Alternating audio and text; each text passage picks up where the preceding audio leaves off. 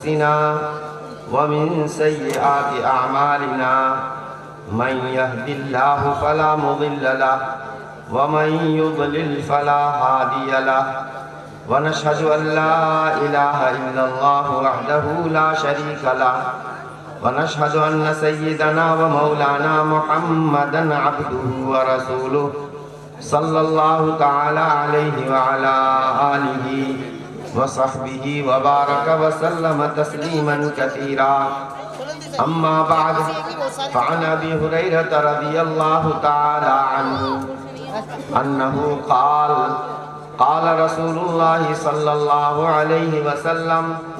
إذا مات الإنسان انقطع عنه عمله إلا من صدقة جارية أو علم ينتفع به أو ولد صالح يدعو له أو كما قال عليه الصلاة والسلام۔ محترم و مکرم حضرات علماء کرام، معزز بزرگوں، نوجوان دوستوں اور پیارے بچوں اور ہماری آواز سننے والی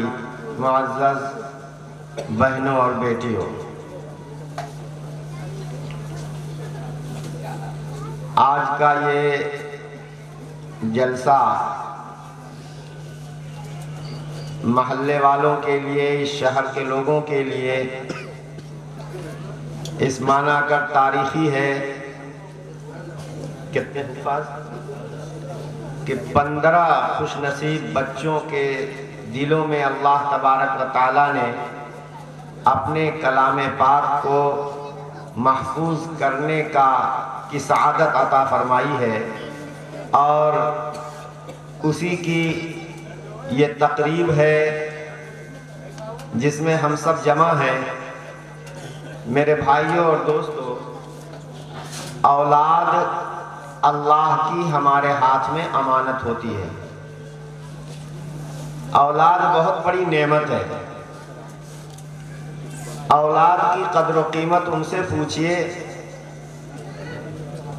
جو میاں بیوی عرصے سے شادی شدہ ہیں لیکن ابھی تک ان کے یہاں کوئی پھول نہیں کھلا، ان کی گود سونی ہے، چہروں پہ اداسی ہے، بظاہر اسباب، مال، دولت، عزت ہونے کے باوجود بھی خوشی جس کو کہتے ہیں وہ ناپید ہے۔ اولاد اللہ تبارک و تعالیٰ کا فضل اور کرم ہوتی ہے۔ کسی کو اللہ تبارک و تعالیٰ لڑکے لڑکیاں دونوں دیتے ہیں، کسی کو صرف لڑکے دیتے ہیں، کسی کو صرف لڑکیاں ہی ملتی ہیں، اور کچھ ایسے بھی بندے ہوتے ہیں کہ جن کے یہاں محرومی ہوتی ہے اور اولاد نہیں ہوتی۔ میرے دوستو، یہ اولاد ہمارے ہاتھ میں اللہ کی امانت ہے، اور امانت کی حفاظت کرنا، اس کی نگرانی کرنا، اس کو ضائع ہونے سے بچانا یہ فرض ہوتا ہے۔ اولاد کا سب سے بڑا حق یہ ہے کہ انسان اپنی اولاد کو اچھی تعلیم اور اچھی تربیت دے۔ حدیث پاک میں فرمایا گیا ما نحل والد ولدہ افضل من ادب حسن، کہ کوئی والد سے مراد والدین، جننے والے ماں باپ دونوں اس میں شریک ہیں، کہ والدین اپنی اولاد کو اس سے بڑھیا، اس سے اچھا کوئی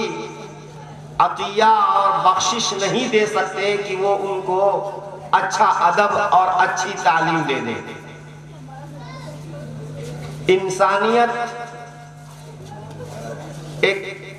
انسانیت کی تعلیم سب سے اہم چیز یہ ہے میرے بھائیوں اور دوستوں کہ اللہ نے ہمیں ایمان عطا فرمایا، اسلام کی دولت ہمیں عطا فرمائی، نمبر 1 پر ہم مسلمان اور مومن ہیں، اس لیے اپنے ایمان اور اپنے اسلام کی متاع اور اس سرمایے کو بچانا یہ ہماری پہلی ذمہ داری ہے۔ ہم اپنی اولاد کی دنیا کے لیے بہت کچھ فکر کرتے ہیں، بہت کچھ ان کے لیے بینک بیلنس، جائیداد چھوڑ کے جانے کی کوشش کرتے ہیں، اسی طرح ان کو اعلیٰ تعلیم دلواتے ہیں تاکہ وہ کسی اچھے عہدے پر فائز ہو جائیں، یا یہ ہے کہ دنیاوی اعتبار سے باعزت زندگی گزاریں۔ یہ کوئی بری بات نہیں ہے، نبی کریم صلی اللہ علیہ وسلم نے بھی اس بات کی تلقین فرمائی ہے کہ بھئی اپنی اولاد کو تم ایسا چھوڑ کے جاؤ کہ وہ بے نیاز رہیں، کسی کے سامنے ہاتھ میں نہ پھیلانا پڑے۔ انتظر ورثتک اغنیاء خیر لک من انتظرہم عالۃ یتکففون الناس، کہ تم اپنی اولاد کو مالدار چھوڑ کر کے جاؤ، یہ بہتر ہے اس بات سے کہ تم ان کو فقیر، تنگ دست، دریوزہ گر چھوڑ کے جاؤ کہ وہ لوگوں کے سامنے پیسے 2 پیسے کی بھیک مانگتے پھریں۔ تو خود نبی کریم صلی اللہ علیہ وسلم نے اس بات کی تلقین فرمائی ہے، لیکن میرے دوستو دنیا ہی کل نہیں ہے۔ دنیاوی دنیا تو یہ ایک سرائے ہے، در حقیقت ہم سب کی منزل اور ہم سب کا وطن اصلی جنت ہے۔ ہمارے بابا حضرت آدم اور ہماری مائی حضرت حوا جنت ہی میں بنائے گئے اور جنت ہی میں رکھے گئے۔ اللہ تبارک و تعالیٰ کو یہ کائنات بسانی تھی، ایک بہانہ بن گیا، اللہ نے یہاں بھیج دیا، ورنہ تو اس پیغام کے ساتھ، اس تعلیم اور ہدایت کے ساتھ بھیجا ہے کہ کن فی الدنیا کأنک غریب او عابر سبیل، دنیا میں تمہیں یوں رہنا ہے جیسے پردیس میں پردیسی رہتا ہے کہ وہاں اس کا دل نہیں لگتا ہے، دل تو اس کے گھر اور وطن ہی میں لگا رہتا ہے۔ کتنوں ہی 5 اسٹار ہوٹل میں آرام دہ جگہ رہے، لیکن اس کو اپنے گھر کا جھوپڑا اور اپنا ٹوٹا ہوا گھر ہی اس کو ہمیشہ یاد آتا ہے، چاہتا ہے کب میرا کام پورا ہو اور میں اپنے گھر واپس جاؤں۔ میرے دوستو دنیا کا بھی یہی حال ہے، دنیا بقدر ضرورت استعمال کرنے کے لیے دی گئی ہے، اور اصل مقصد ہمارا آخرت ہے، اور آخرت کی زندگی ہمیشہ کی زندگی ہے۔ فرمایا اپنے آپ کو بھی جہنم سے بچاؤ۔ اللہ تعالیٰ فرماتے ہیں قُوا أَنفُسَكُمْ وَأَهْلِيكُمْ نَارًا، بھائیو تم اپنے آپ کو بھی، اے بندو تم اپنے آپ کو بھی جہنم سے بچاؤ اور اپنی آل اولاد کو بھی جہنم سے بچاؤ۔ جہنم ایسی ہے کہ اگر اس کی تھوڑی سی بھی، اس کا تھوڑا سا بھی حصہ دنیا میں اتار دیا جائے تو پوری دنیا جل کر خاکستر ہو جائے۔ جہنم خود جہنم سے پناہ مانگتی ہے، جہنم خود جہنم سے پناہ مانگتی ہے۔ میرے بھائیو وقت نہیں ہے کہ میں لمبی گفتگو کروں،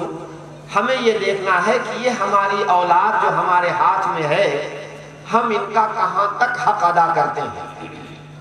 جیسے ماں باپ کا حق اولاد پر ہے، ماں باپ ان کی پیدائش کا ذریعہ بنے ہیں، اللہ تبارک و تعالی خالق ہے، ماں باپ ان کے پیدائش کا ذریعہ بنے ہیں، اس لیے ماں باپ کا حق اللہ کے بعد سب سے زیادہ قرار دیا گیا ہے۔ فرمایا گیا، اللہ نے فرمایا کہ دیکھو اللہ کے ساتھ کسی کو شریک مت قرار دینا، اور ساتھ ہی یہ بھی وَبِالْوَالِدَيْنِ إِحْسَانًا، والدین کے ساتھ حسن سلوک کرنا۔ ماں باپ کی آدمی کتنی ہی خدمت کر لے ان کا حق ادا نہیں ہوتا، لیکن میرے بھائیو ماں باپ کا حق بے شک بہت بڑا ہے، لیکن ماں باپ کے اوپر اولاد کا حق بھی بہت بڑا ہے۔ اولاد کا حق یہی ہے کہ اولاد پیدا ہونے سے پہلے جو بچے کے لیے ماں کی تلاش ہوگی وہ بھی دیندار ماں تلاش کرنے کا حکم ہے۔ فاظفر بذات الدین، آدمی نکاح کرتا ہے عورت کے حسن کی خاطر، مال کی وجہ سے، اس کی عزت کی وجہ سے اور اس کے دین کی وجہ سے۔ سرکار فرماتے ہیں فاظفر بذات الدین، تم دیندار خاتون سے نکاح کرنے پر قدرت حاصل کرو، کیونکہ دیندار خاتون جو تمہارے گھر میں آئے گی تو تمہارے گھر کا ماحول بدل دے گی۔ اس کے گود میں جو تمہارا بچہ پرورش پائے گا، آنکھ جو کھولے گا، ہوش جو سنبھالے گا، ماں کو تلاوت کرتا ہوا سنے گا، ماں کو نماز پڑھتا ہوا دیکھے گا، ماں کو بڑوں کی خدمت کرتے ہوئے دیکھے گا، ماں کو اچھے اخلاق کا عادی دیکھے گا۔ پہلا مدرسہ ماں کی گود ہوا کرتا ہے۔ پھر اس کے بعد والدین کی یہ ذمہ داری ہے کہ بچے کی دنیاوی مادی ضرورت کے ساتھ ساتھ ان کی روحانی ضرورت کا مکمل خیال رکھیں، ان کو غلط ماحول سے بچا کر کے پاکیزہ صالح نیک معاشرے میں ان کو رکھیں، ان کو حافظ صاحب، دیندار عالم، نیک متقی نگراں اور نیک متقی معلم کے ہاتھ میں جب ہم دیں گے اور وہ اس کی تعلیم و تربیت کریں گے تو میرے دوستو نتیجہ یہ ہوگا کہ بچے کی ذہنوں کی نشو و نما وہ بہت ہی پاکیزہ انداز میں ہوگی، اور پھر آگے چل کر کے یہ بچہ ہمارے سماج اور ہمارے معاشرے کے لیے راحت، سکون اور برکت کا سبب بنے گا۔ خدا نخواستہ اگر ہم نے اپنے بچوں کو غلط ماحول میں دے دیا اور ایسی جگہ پہ دے دیا جہاں ان کو کفر سکھایا جاتا ہے، شرک سکھایا جاتا ہے، ناچ گانے سکھائے جاتے ہیں، کلچر اور تہذیب کے نام پر ان کی حیا سوزی کا پورا انتظام کیا جاتا ہے، میرے دوستو اس ماحول میں جب ہمارے بچے پروان چڑھیں گے تو یقین مانو کہ وہ بچے ہمارے بھی نہیں ہو پائیں گے اور ہمارے معاشرے اور سماج کے لیے بھی مصیبت بنے گی۔ کم از کم اتنا ہوتا ہے کہ اگر ہم اپنے بچے کو دیندار بناتے ہیں ابتداءً تو ہمارا بچہ ماں باپ کے حقوق کو سمجھتا ہے، بھائی بہنوں کے حقوق کو سمجھے گا، پڑوسیوں کے حقوق کو سمجھے گا، چھوٹوں بڑوں کے حقوق کو سمجھے گا، ایک اچھا مثالی معیاری انسان بنے گا۔ تو میرے بھائیوں، اولاد کا ہمارے اوپر حق ہے، اور اولاد کا حق ادا نہیں اگر ہم کریں گے تو کل قیامت کے دن اللہ ہم سے پوچھیں گے۔ کیا پوچھیں؟ کلکم راعٍ وکلکم مسئول عن رعیتہ۔ بھائی دیکھو، ہر ایک تم میں کا ہر شخص اپنی اپنی جگہ پر چھوٹا بڑا صحیح ذمہ دار ہے۔ ہر ایک کے ذمے کچھ لوگوں کی حفاظت، ان کی تربیت، ان کی نگرانی لگائی گئی ہے، لہذا چاہے شہر کا بڑا ذمہ دار چیئرمین ہو، یا یہ ہے کہ ملک کا بادشاہ ہو، یا ضلع کا حاکم ہو، یا یہ ہے کہ گاؤں کا مکھیا ہو، یا گھر کا ذمہ دار ہو، کلکم راعٍ وکلکم مسئول عن رعیتہ، تم میں سے ہر شخص اپنی اپنی جگہ پر کچھ لوگوں کا ذمہ دار ہے، اور جو ذمہ داری اس کے حوالے کی گئی ہے کل قیامت کے دن اس کو اس کا جواب دینا ہوگا، حساب دینا ہوگا۔ اور سب سے بڑی ذمہ داری ہمارے اوپر ہماری اولاد کی ہے، سب سے بڑی ذمہ داری ہمارے اوپر ہماری اولاد کی ہے۔ ہم اپنی اولاد کی دنیاوی تمام ضرورتوں کی فکر کرتے ہیں، لیکن آخرت میں مرنے کے بعد ہماری اولاد کا کیا ہوگا؟ میرے دوستو اس جانب ہماری توجہ کم ہوتی ہے، اس لیے اپنے بچوں کو دیندار بنائیے، حافظ بنائیے، عالم بنائیے۔ آپ اسکول کالج میں داخل کرائیے اپنے بچے کو، لیکن پارٹ ٹائم اور جزوی طور پر مدرسے میں، مسجد میں جو قاری صاحب جو بچوں کی تعلیم دے رہے ہیں، قرآن کریم پڑھا رہے ہیں، دینی تعلیم کے کا رسالہ پڑھا رہے ہیں، دین اسلام کے موٹے موٹے مسائل، نماز، روزہ، حج، زکوٰۃ، والدین کے حقوق، یہ سب جو موٹے موٹے مسائل ہیں ہر مسلمان کو جاننا ضروری ہے۔ کم سے کم اپنے بچوں کو یہ تعلیم دینی لازم اور ضروری ہے۔ اس لیے میں بہت ہی خوش ہوا، بہت ہی میری خوشی کی انتہا نہیں کہ آپ حضرات ماشاءاللہ بہت ہی ایمانی حمیت، ایمانی غیرت اور پورے جوش و جذبے کے ساتھ آپ اپنے بچوں کی دینی تعلیم کا نظم کیے ہوئے ہیں، اور آپ کے مسجد میں آپ کے امام صاحب جو ایسے کم ہی لوگ ملا کرتے ہیں کہ اپنی دنیا سے بے پرواہ ہو کر، اپنی ذاتی ضرورتوں سے بے پرواہ ہو کر قوم کے بچوں کے ساتھ سر کھپا رہے ہوں، دل سوزی کر رہے ہوں، اور صبح سے شام تک ہفتوں مسجد سے نکلتے نہ ہوں، ایسے معلمین اور ایسے مخلصین کم ملتے ہیں۔ میرے بھائیوں، ان مخلصین کی قدر کر لو اور ان کے ہاتھ میں اپنے بچوں کو دے کر اپنے بچوں کو کچھ بنانے کی کوشش کرو، اور پھر دیکھو کہ معلم صاحب کی، حافظ صاحب کی بنیادی کیا ضرورتیں ہیں، ان کی ضروریات پر بھی توجہ رکھیں، کیونکہ یہ اپنی ضرورت ہے، اپنی ضرورت ہے۔ ہم اپنے بچوں کو عصری تعلیم دلانے کے لیے بڑے بڑے ڈونیشن دے کر اور بڑی فیس دے کر ہم سب کچھ جتن کر کے ان کی تعلیم کا انتظام کرتے ہیں۔ نہیں، اگر ہم خرچ کرنے کے لیے تیار ہوتے تو دینی تعلیم پر، حالانکہ دین اور ایمان یہ سب سے مقدم چیز ہے، ہم اپنے بچوں کی دینی تعلیم پر بھی اسی طرح دل کھول کر کے خرچ کریں جس طرح ہم دنیاوی تعلیم کے لیے اپنے بچوں پر خرچ کرتے ہیں۔ اللہ سبحانہ و تعالی ہمیں اپنے بچوں کی صحیح خدمت کرنے اور ان کا حق ادا کرنے کی توفیق عطا فرمائے۔ آخری بات کہہ کر کے میں اپنی بات ختم کرتا ہوں۔ میرے دوستو، خدا نخواستہ اگر ہم نے اپنی اولاد کی دینی تعلیم و تربیت میں کوتاہی کی تو اس کے دو نقصان، ایک تو دنیا میں یہ کہ جب بڑھاپے میں ہم معذور ہوں گے، محتاج ہوں گے، اور ہمیں اپنی اولاد سے کچھ امید ہوگی، ضرورت مند ہوں گے، چونکہ ہم نے اپنی اولاد کا مزاج دینی نہیں بنایا ہے، والدین کی خدمت پر کیا ثواب ہوتا ہے، ماں باپ کا کیا حق ہوتا ہے، چونکہ ہم نے اپنی اولاد کی دینی تعلیم و تربیت نہیں کی ہے، نتیجے کے طور پر بڑھاپے میں اپنی اولاد کی جانب سے ہم ناگفتہ بے صورتحال اور رد عمل ہم دیکھتے ہیں۔ کتنے بوڑھے لوگ اور ضعیف بزرگ لوگ وہ اپنے بچوں کی کرونا روتے ہیں کہ صاحب ہم نے ان کے لیے ان کی خدمت میں کوئی کمی نہیں چھوڑی، لیکن یہ ہے کہ آج ہم بیمار ہیں تو ہمارے علاج کے لیے ان کے پاس پیسے نہیں ہیں، ہمیں شوگر کی بیماری ہے، تھوڑی دیر پہ ہمیں بھوک لگتی ہے، ان کے ہاں جب ہم کھانے کی بات کرتے ہیں تو ان کے ہاں کھانے کو کوئی چیز نہیں ہوتی ہے۔ میرے دوستو، یہ اولاد کی بدبختی ضرور ہے، یہ اولاد کی بدبختی ہے، لیکن اولاد کی اس کمی میں کچھ نہ کچھ ہمارا کردار بھی رہا ہے، کچھ نہ کچھ ہم سے بھی غلطی ہوئی ہے۔ جب یہ کچا بانس تھا، جدھر لچکاتے لچک جاتا، جو تعلیم دینی تھی دے دیتے اور یہ اچھی طرح سے قبول کر لیتا، ایک انسان بن جاتا، اس وقت تو ہم نے اس کو کاروبار میں لگا دیا اور مزدوری میں لگا دیا یا گلیوں میں آوارہ یہ پھرتا رہا۔ ہم نے مجرمانہ غفلت برتی ہے، جس کے نتیجے میں آج ہماری ضعیف العمری میں اور ہماری بڑھاپے میں یہ ہمارے کام کی اولاد نہیں ہے، یہ اس میں ہمارا بھی کچھ نہ کچھ قصور ہے اور یہ بات ماننی پڑے گی۔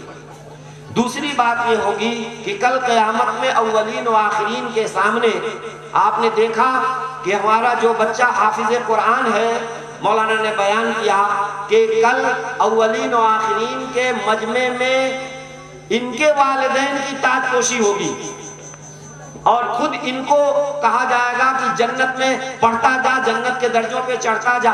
اور صاحب خاندان کے 10 ایسے لوگوں کو جو جہنم کے مستحق ہو چکے ہیں سفارش کا حق دیا جائے گا۔ تو میرے دوستو، جیسے اولاد کی نیک بختی، دینداری، اس کا حافظ ہونا، اس کا عالم ہونا کل قیامت میں والدین کو نفع پہنچائے گا، اسی طرح خدا نخواستہ اگر ہم نے اپنے اولاد کی دینی تعلیم و تربیت سے غفلت برتی تو کل یہی ہماری لاڈلی اولاد رب العالمین کے سامنے اولین و آخرین کے مجمع میں ہمارے خلاف مقدمہ دائر کرے گی کہ رب العالمین اس باپ نے میرے لیے سب کچھ تو کیا، نہیں کیا تو مجھے ایمان نہیں سکھایا، مجھے اسلام نہیں سکھایا، مجھے دین نہیں سکھائے، مجھے بندوں کے حقوق نہیں بتائے، اللہ کے حقوق کیا ہیں اس سے مجھے ناآشنا رکھا، یہی اولاد ہمارے خلاف مقدمہ دائر کر دے گی، بھلا بتاؤ ہمارا کیا ہوگا؟ اس لیے میرے بھائیوں اور دوستو، قُوا أَنفُسَكُمْ وَأَهْلِيكُمْ نَارًا، اپنے آپ کو بھی جہنم سے بچانا ہے، اپنی اولاد کو بھی جہنم سے بچانا ہے۔ میں نے جو حدیث پڑھی تھی اس میں یہ بات ہے کہ بھائی دیکھو، مرنے کے بعد جو چیز ہمیں کام آئے گی نا، وہ تو ایک یہ ہے کہ ہم مسجد مدرسے میں یا عام انسانوں کے فائدے کی جگہ میں اپنا مال خرچ کر جائیں، جب تک لوگوں کو فائدہ پہنچتا رہے گا، مرنے کے بعد بھی ہماری نیکیوں کا میٹر چلتا رہے گا اور ثواب لکھا جاتا رہے گا۔ اسی طریقے سے ہم کوئی ایسا علم چھوڑ کر کے جائیں کہ ہمارے مرنے کے بعد اس علم کا لوگوں کو فائدہ ہو، کچھ عالم بنا کر جائے، حافظ کچھ لوگوں کو حافظ بنا کر جائے، قاری کچھ لوگوں کو قاری بنا کر کے جائے۔ عام لوگ اگر حافظ عالم قاری نہیں بھی ہیں، ان کے لیے بھی چانس ہے کہ کم سے کم ایک حافظ کے حفظ کرنے کی مدت میں جتنا خرچ ہوتا ہے اپنے ذمے خرچ لے لیں۔ ہمارے خرچ سے اگر ایک حافظ بن گیا، ہمارے خرچ سے ایک شخص عالم بن گیا، تو جب تک چراغ سے چراغ جلتا رہے گا، اس حافظ سے دوسرے حافظ تیار ہوں گے، اس عالم سے اور علماء تیار ہوں گے، اس سب کا ثواب ہمارے نامہ اعمال میں لکھا جائے گا۔ اور آخری چیز جو میں نے کل جو حدیث میں فرمائی گئی، او ولد صالح یدعو لہ، نیک اولاد چھوڑ کر کے جاؤ گے تو تمہارے مرنے کے بعد یہ نیک اولاد گاہے بگاہے ایصال ثواب کرے گی، کچھ پڑھ کر کے اس کا ثواب تم کو پہنچائے گی، صدقہ خیرات کرے گی، چونکہ نیک بنایا ہے تو نیکی کے راستے پر چلے گی، اس سے بھی بہت ساری نیکیاں وجود میں آئیں گی۔ جتنی خیرات، برکات، نیکیاں اس آپ کی نیک اولاد سے، آپ کی نیک اولاد سے وجود پذیر ہوں گی، اس کا ثواب ان کو تو ملے گا ہی، پورا پورا ثواب آپ کو بھی ملے گا۔ اس لیے میرے بھائیوں اور دوستوں، ہمیں اس کار خیر میں خاص طور سے اپنی اولاد کو دیندار، نیک، صالح بنانے کے سلسلے میں کوتاہی نہیں کرنی چاہیے، کیونکہ اولاد کی نیکی سے دنیا میں بھی ہمیں فائدہ پہنچے گا اور مرنے کے بعد بھی جب تک یہ خیر کا سلسلہ ان کے ذریعے سے چلتا رہے گا تب تک اس کا فائدہ ہم کو پہنچتا رہے گا۔ اللہ سبحانہ و تعالی ہمیں اپنی اولاد کی قدر کرنے اور ان کا صحیح حق ادا کرنے کی توفیق عطا فرمائے۔ وآخر دعوانا الحمدللہ رب العالمین۔ اب دعا کر لیجیے۔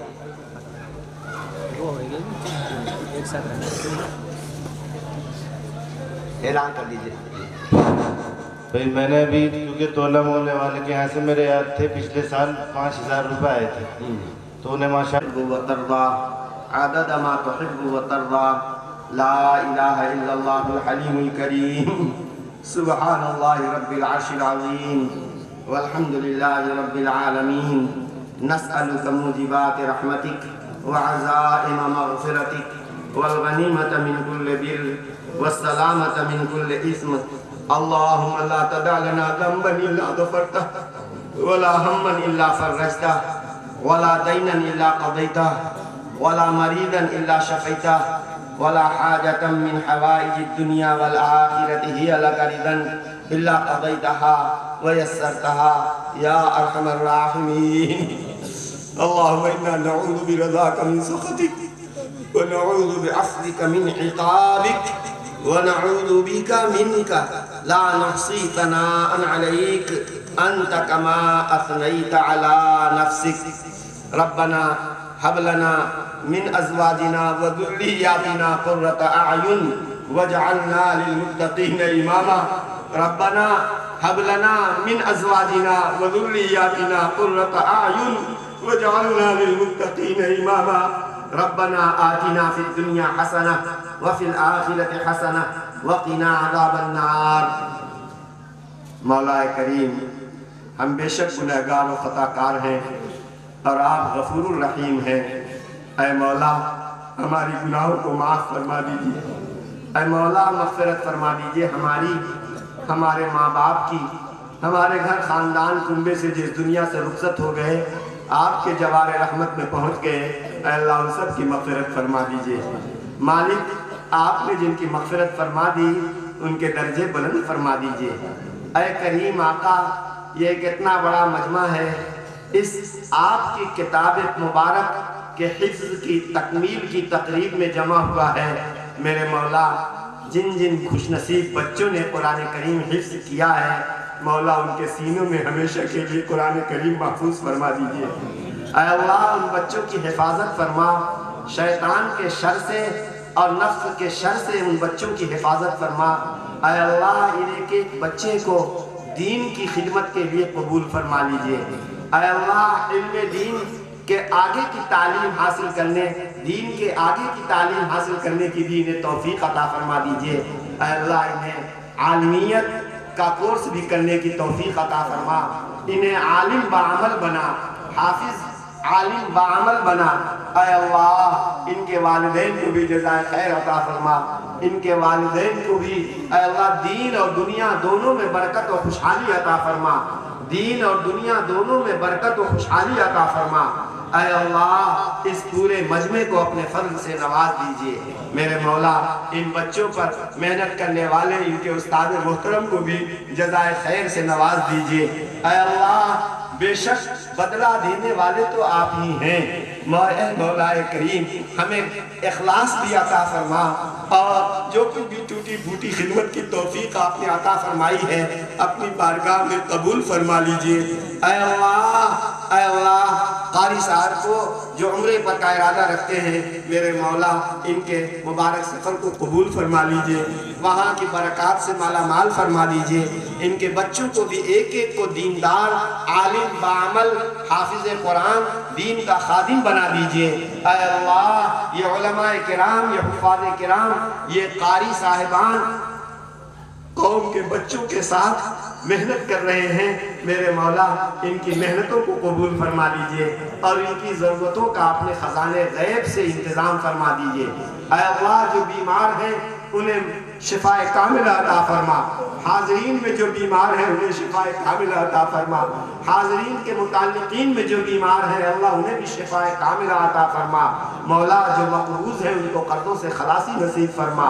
اے اللہ جو مقروض ہیں ان کو قرضوں سے خلاصی عطا فرما، جن کے کاروباروں میں بے برکتی ہے یا جن کے کسی بھی قسم کے ملازمتوں میں کوئی الجھن اور رکاوٹ ہے، میرے مولا اپنے فضل سے ان تمام بے برکتیوں کو دور فرما دیجئے، ان کی ملازمتوں میں بھی برکت عطا فرما، ان کے کاروباروں میں بھی برکت عطا فرما، ان کی تجارتوں میں بھی برکت عطا فرما۔ اے اللہ اتنا بڑا مجمع آپ کے سامنے ہاتھ اٹھائے ہوئے ہیں، میرے مولا